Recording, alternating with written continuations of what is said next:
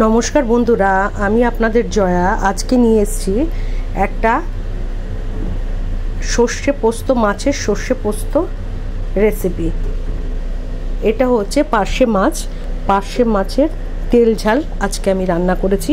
কিভাবে আমি এটা রান্না করলাম সেটাই আমি আপনাদের সাথে শেয়ার করব।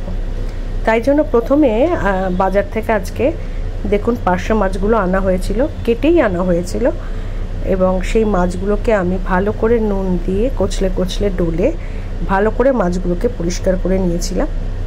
আর মাছগুলো পরিষ্কার করে নেওয়ার পরে মাছের মধ্যে নুন দিয়ে দিয়েছিলাম, 2 চামচের থেকে একটু বেশি নুন দিয়েছিলাম।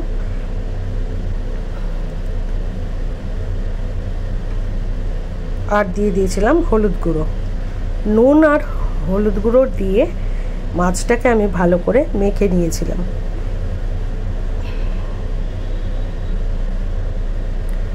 সমস্ত মাছে নুন হলুদ মাখানো হয়ে গেছে। এবার কড়াইয়ে তেল গরম করে নিয়েছি। ভালো করে তেলটা গরম হয়ে যাওয়ার পরে আমি এক এক করে সব পার্শে মাছগুলো এর মধ্যে দিয়ে দিচ্ছি।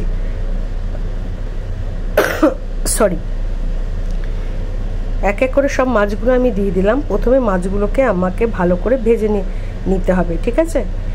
মাছ যেহেতু অনেকটাই মাছ আছে, আমি দুবারে মাছটা ভাজবো।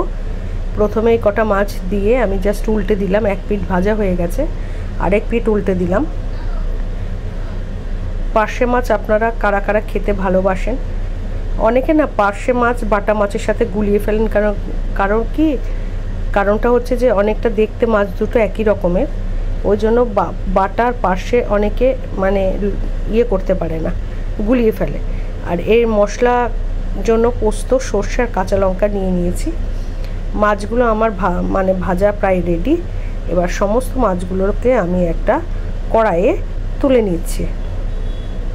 কড়াই বলছি, থালাতে তুলে নিচ্ছি। থালাতে তুলে নিলাম। আরও কিছুটা মাছ আছে, সেই মাছগুলো আবার ভেজে নিচ্ছি। আমি সত্যি বললাম কিনা বন্ধুরা, আপনারাই বলুন। বাটা আর পার্শে মাছ দেখতে কিন্তু একই রকম। দেখুন সমস্ত মাছগুলো আমি একটা থালায় তুলে নিয়েছি। আর এদিকে সর্ষে পোস্ত কাঁচা লঙ্কার পেস্টও আমার রেডি হয়ে গেছে। মাছ ভাজার পরে সেই তেলে আমি কিছুটা কালো জিরে ফোড়ন দিয়ে দিচ্ছি, আর একটুখানি একটা গোটা শুকনো লঙ্কা মাঝখান থেকে ফাটিয়ে তেলের মধ্যে দিয়ে নাড়িয়ে নিচ্ছি, যাতে কালো জিরের গন্ধটা ওই তেলের মধ্যে চলে যায়, তেলের মধ্যে মিশে যায়। এবার মাছগুলোকে ওই তেলের মধ্যে সব দিয়ে দিলাম। আর সর্ষে পোস্ত বাটার পেস্টটা মধ্যে নুন আর হলুদ একটু মিশিয়ে দেখুন, কালো জিরে আর শুকনো লঙ্কা ফোড়ন দেওয়ার পরে মাছগুলো দেওয়ার পরে ওই সর্ষে পোস্ত আর কাঁচা লঙ্কার পেস্টটা তার মধ্যে জল দিয়ে সেটা মাছের মধ্যে দিয়ে দিলাম। এবার জলটা না মাছ অনুসারে দিতে হবে। মাছ অল্প থাকলে কম, আর মাছ বেশি থাকলে জলটা একটু বেশি দিতে হবে। নুন একটু কম ছিল বলে নুনটা আর একটু দিয়ে দিলাম। দিয়ে এবার এটাকে ফুটতে দিতে হবে। আর হলুদ একটু কম হয়েছিল বলে বন্ধুরা হলুদ আর একটু দিয়ে দিলাম। দিয়ে মাছের ঝোলটাকে একটু নাড়িয়ে নিচ্ছি যতক্ষণ না, মানে যতটুকু আমি ঘনত্ব রাখবো ততটুকু না হওয়া পর্যন্ত এটাকে ফুটতে দিতে হবে, ঠিক আছে? দেখুন ফুটতে ফুটতে মাছের ঝোলের ঘনত্বটা কিন্তু অনেকটাই কমে এসেছে। এই অবস্থায় আমি কুচনো ধনেপাতা দিয়ে দিচ্ছি।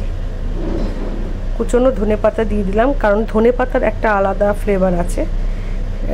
ধনেপাতা এর মধ্যে ছড়িয়ে দিলাম মাছের ঝোলের মধ্যে। এবার ধনেপাতা ছড়িয়ে দেওয়ার পরে এর মধ্যে আমি একটুখানি সামান্য কাঁচা সর্ষের তেল দিয়ে দেবো। কাঁচা সর্ষের তেল দিয়ে দিয়েছি দেখুন। দিয়ে গ্যাসের ফ্লেমটাকে বন্ধ করে রেখেছিলাম। দেখুন মাছের ঝোলের টেক্সচারটা কেমন হয়েছে মাছের ঝোলের টেক্সচারটা আপনারা অবশ্যই কমেন্ট করে জানাবেন বন্ধুরা। আর আপনারা এইভাবে বাড়িতে ট্রাই করে দেখবেন, ভালো লাগবে। ভালো হলে কমেন্ট করবেন। আর যদি ভিডিওটা ভালো লাগে লাইক কমেন্ট শেয়ার করে